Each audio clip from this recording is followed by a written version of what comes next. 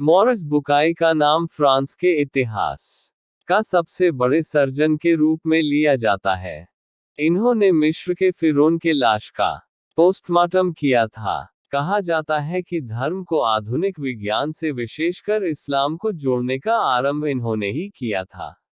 1980 में जब फ्रांस ने फिरौन की लाश को रिसर्च के लिए मंगवाई तो इसकी जिम्मेदारी मॉरिस बुकाई को ही सौंपी।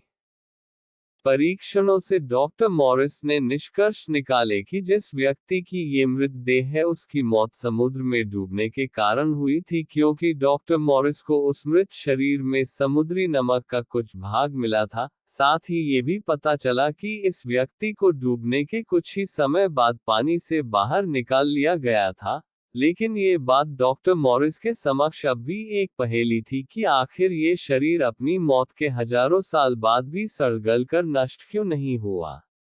तभी उन्हें अपने एक सहकर्मी से पता चला कि मुस्लिम लोग बिना जांच रिपोर्ट के सामने आए ही ये कह रहे हैं कि ये मृतदेह फिरौन की है, जिसने अल्लाह के नबी हजरत मूसा अलैहिस्सलाम और उनके अनुयायियों का कत्ले आम कराना चाहा था, क्योंकि फिरौन की लाश के सदा सुरक्षित रहने और उसके समुद्र में डूबकर मरने की बात उनकी पवित्र पुस्तक कुरान में लिखी है, जिस पर वो विश्वास करते हैं।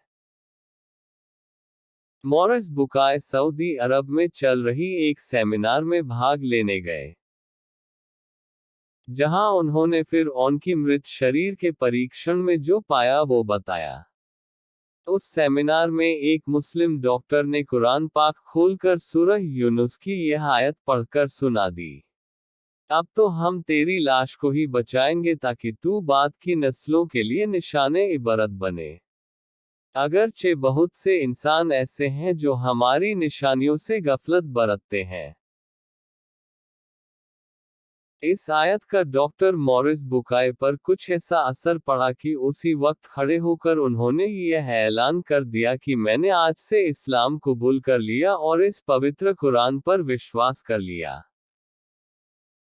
इसके बाद अपने वतन फ्रांस वापस जाकर कई साल तक डॉक्टर मॉरिस कुरान और साइंस पर रिसर्च करते रहे, और फिर उसके बाद कुरान के साइंसी चमत्कारों के विषय में ऐसी ऐसी किताबें लिखी जिन्होंने दुनिया भर में धूम मचा दी थी।